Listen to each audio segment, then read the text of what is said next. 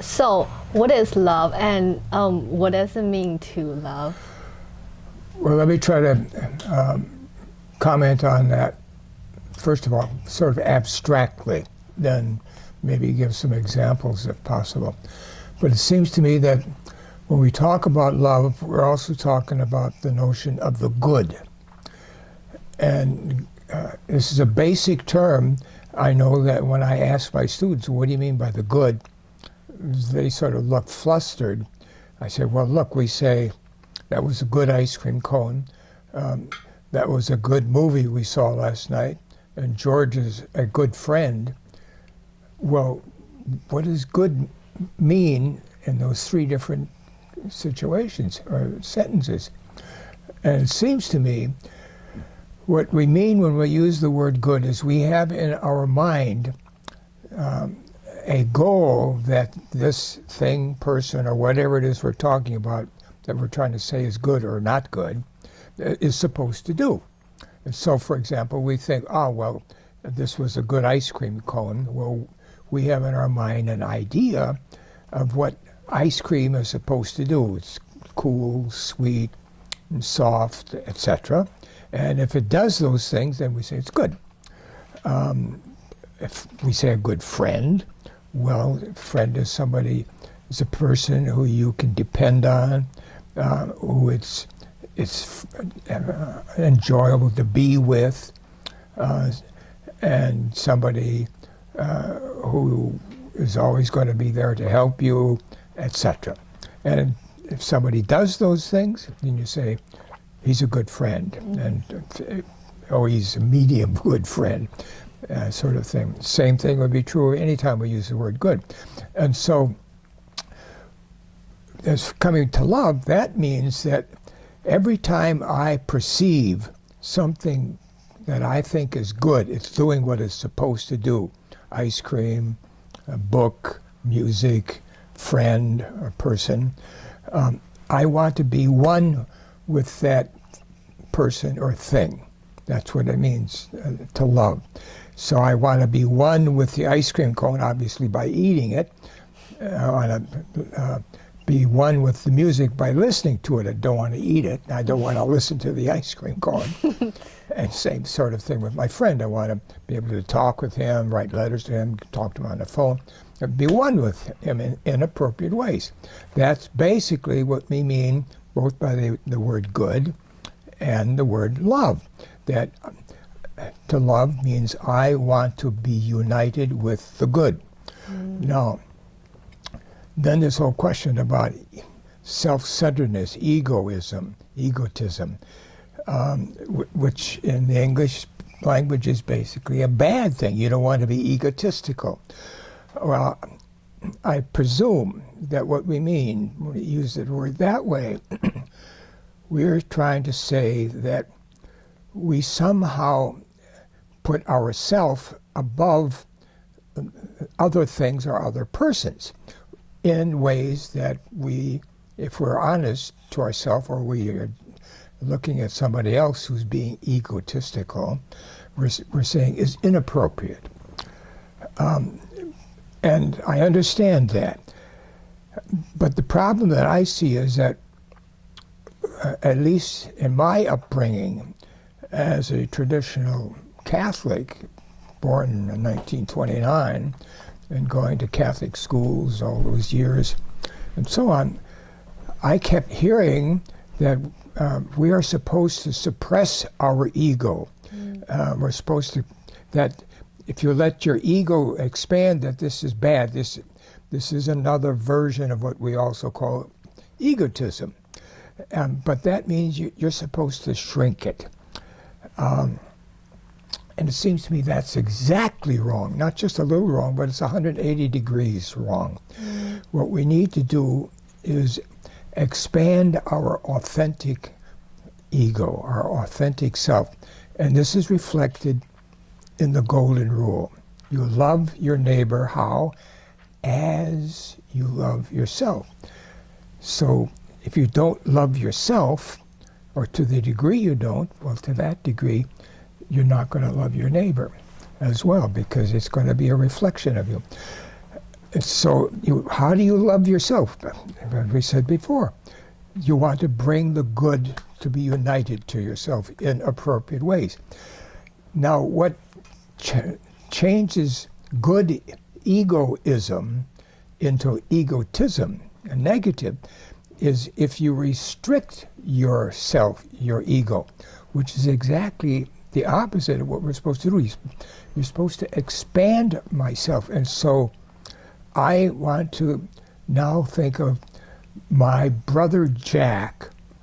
I love him, and I want to expand my ego, myself, to include my brother Jack. So I want to share with him the ice cream that I get, the good music I hear, introduce him to my friends who I think he will also enjoy being with.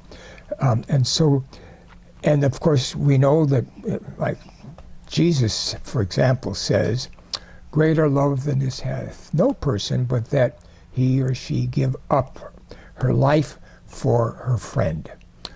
Meaning that, and we even say it in English, my friend has become so much me, or put it the other way around, I have become so much my friend that we speak of my friend as my alter ego. Now, I grant you, we go to Latin. Alter means other, and ego, of course, means myself or I.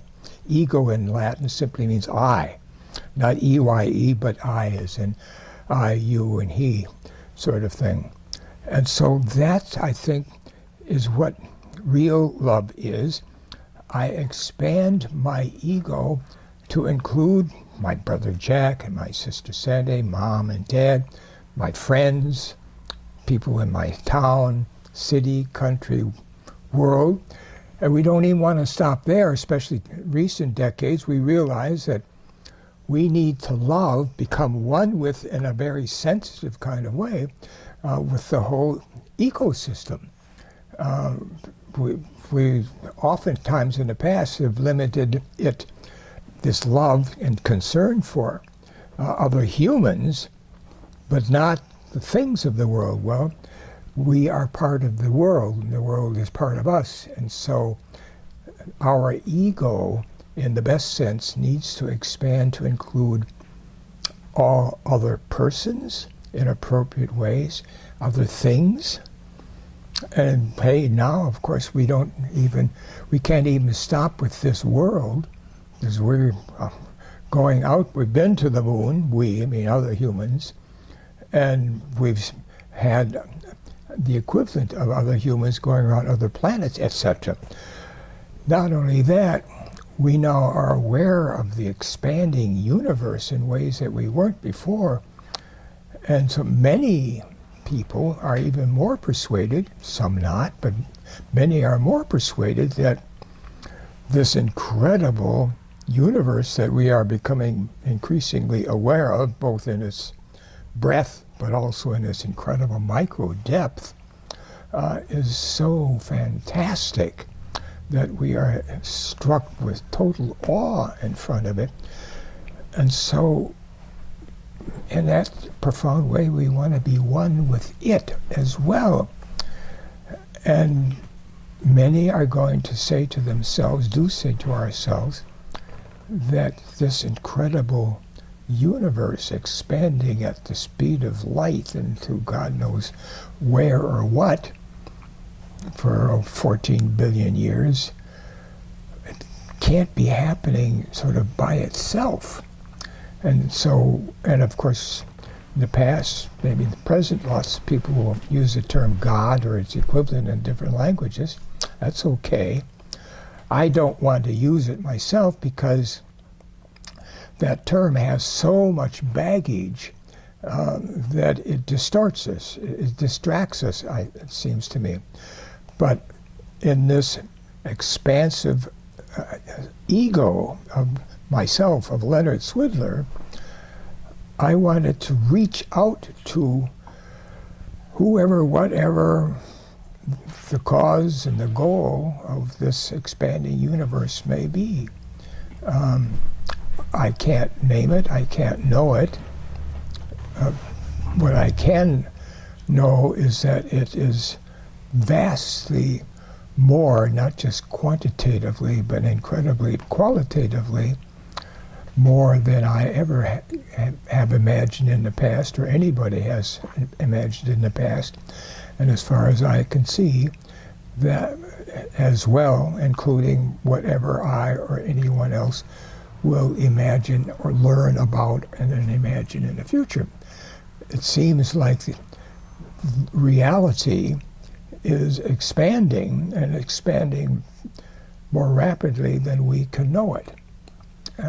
And so, in some ways, this sort of sounds like Whitehead, who talks about God, if you will, as being out in the future. And so, and this is a little bit like Hegel, you know, he talked about the world spirit, Weltgeist, and it is developing, it is expanding. We talk now about possibility of multiverse, not just universe. You know, our universe is approximately 14 billion years old and expanding. But you know, you ask yourself, wait a minute, it's expanding into what? A non-universe? What is a non-universe? I mean, it boggles the mind. All of that come back to the question of love.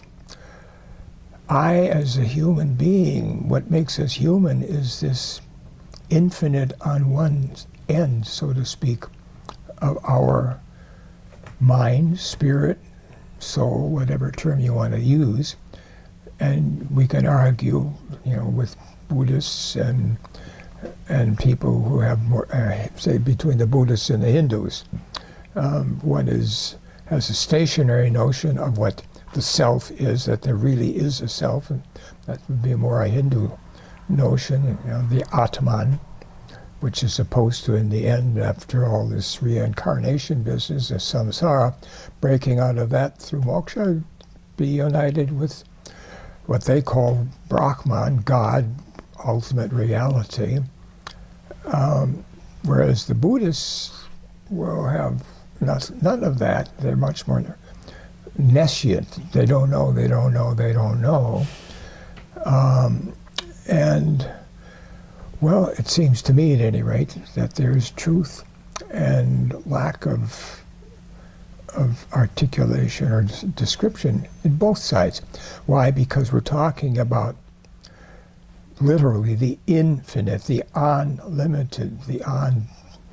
And so the very fact that it's on, or in, a negative, means that it's negative, that it's not ending. We cannot put our mental minds around it, which is the way we humans always think. We say, even in English, oh, you said such and such. Oh, I can't grasp what you're saying. We try to put our mental arms around this notion, this idea that you are articulating or somebody else is, and we call that a concept, an idea, but what the Latin is concept, and the word tells us. Con is with or around. Cepere means to grasp. And as I said, in English we even say, well, I can't grasp that. We also say, I can't understand that. That's not so helpful, but that does give us the image that we look at an idea, we listen to an idea, we try to get underneath it, get to the basis of it, so that we can understand it. Well, that again means that we have to limit it. But it seems like what we know is unlimited, infinite.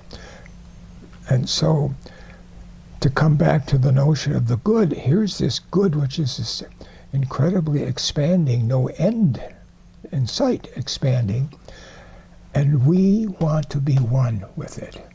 I mean, at least minimally, in a sense, we want to know it. We want to be able to encounter and become one with it with our minds, our intellects. And that's a kind of fundamental kind of love that we want. Again, we want to be become one with what we perceive to be the good. The real is good as over against the non-real. And so that's what we try to do in love. Now, that's very broad, very relatively abstract, but when it comes to persons, of course, I would want to argue that the ultimate, the final, the greatest reality that we humans can know are persons, ourselves and other selves, other egos, other persons, because we can not only know, I can not only know you, and you can know me, but I can see that you know me now, and you see that I know you now. I know Li Xin right in front of me. Li Xin knows Len. Same time, Len knows that Li Xin knows Len, and vice versa. And we never stop in this. So just our interhuman encounter is sort of a fundamental reflection of our encounter with the rest of reality, but it seems to be on a level that's even more profound than any other kind of encounter, because we know that we know, and we know that we know. Not just I know that I know, but that we know. And of course, this is even reflected in what happens between men and women in many cases, not all, but in many cases. They then become one with each other, and together they produce a new what? A new person. Person, I mean, it's not just a new body. I mean, we humans do that all the time. We go and build things, that's wonderful. But that doesn't come anywhere near the incredible reality of producing a new person.